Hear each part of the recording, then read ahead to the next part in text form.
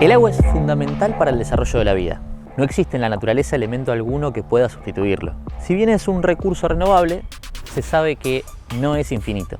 Es decir, se puede acabar si no se hace un uso responsable y medido de él.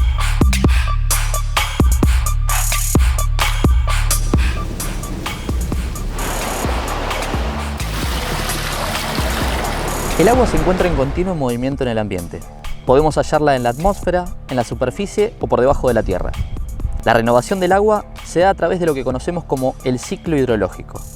Este comprende la evaporación de mares, ríos, lagos y lagunas, de la transpiración de las plantas y animales, así como también del derretimiento de hielos de montaña. Todo el vapor generado en ese proceso forma las nubes, que al ser transportadas por el viento a zonas más altas y frías, se condensan y se precipitan en forma de lluvia. De este modo, el agua fluye. Una parte queda en la superficie formando ríos y arroyos, y otra se filtra al interior de la tierra creando napas.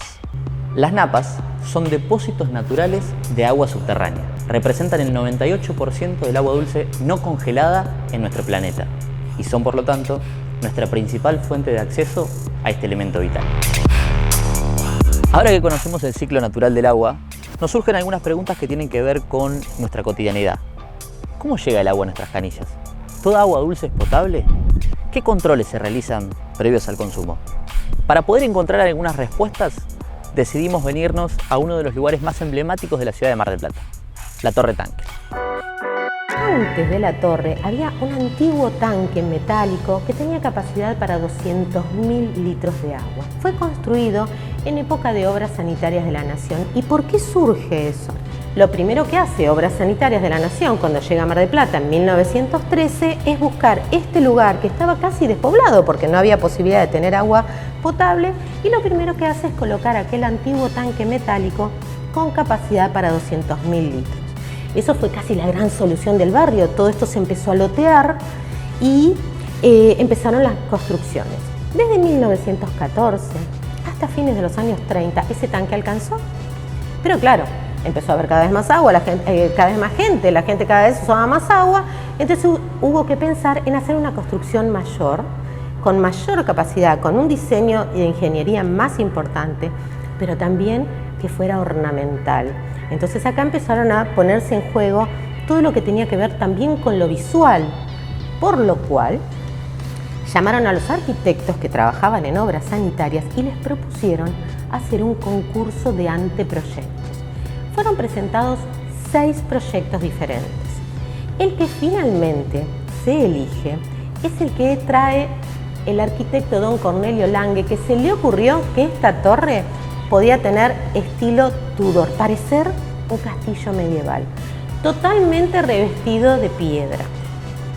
Ahora, ¿qué había que hacer? La Torre Tanque, ¿por qué tenía que ser bella? Primero, porque imagínense que estamos hablando de fines de los años 30, cuando se empieza a construir en el 39 y antes, y esos años de construcción, no había edificios altos, entonces la torre se veía desde cualquier punto, entonces tenía que ser bella. Y además, aprovechando la altura de la loma y la altura de la torre, se les ocurrió por encima del tanque poner un mirador panorámico, que es el único mirador en 360 grados que tenemos en la ciudad. ¿Por qué se eligen estos estilos arquitectónicos que parecen mucho más antiguos que los que son? Porque en realidad el origen de Mar del Plata, recuerden que es una ciudad donde veraneaba la élite argentina, sobre todo la élite porteña, y había unas grandes casonas, y bueno, tenemos algunas villas que las deben recordar o las conocerán, por ejemplo la Villa Ortiz Basualdo, la Villa Victoria, Villa Normandí. Bueno, era una zona y sigue siendo una zona de la ciudad que todavía presta mucha atención a lo constructivo. Entonces, por eso cuando se construye la Torre Tanque, que finalmente se inaugura el 30 de enero de 1943, se le da este estilo arquitectónico, algo muy importante. Hoy sigue cumpliendo la misma función para la que fue creada: almacenar y distribuir el agua potable en la zona alta de la ciudad de Mar del Plata. Para que el agua pueda ser consumida sin perjuicio para nuestra salud, debe atravesar una serie de controles previos.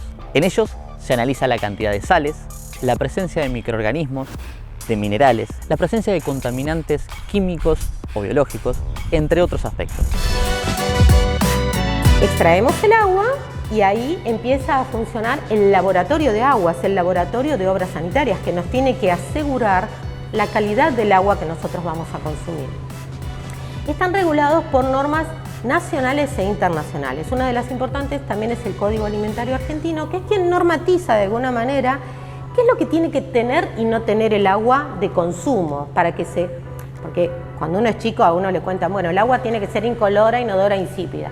Sí, pero además de eso, no tiene que tener ningún tipo de bacterias.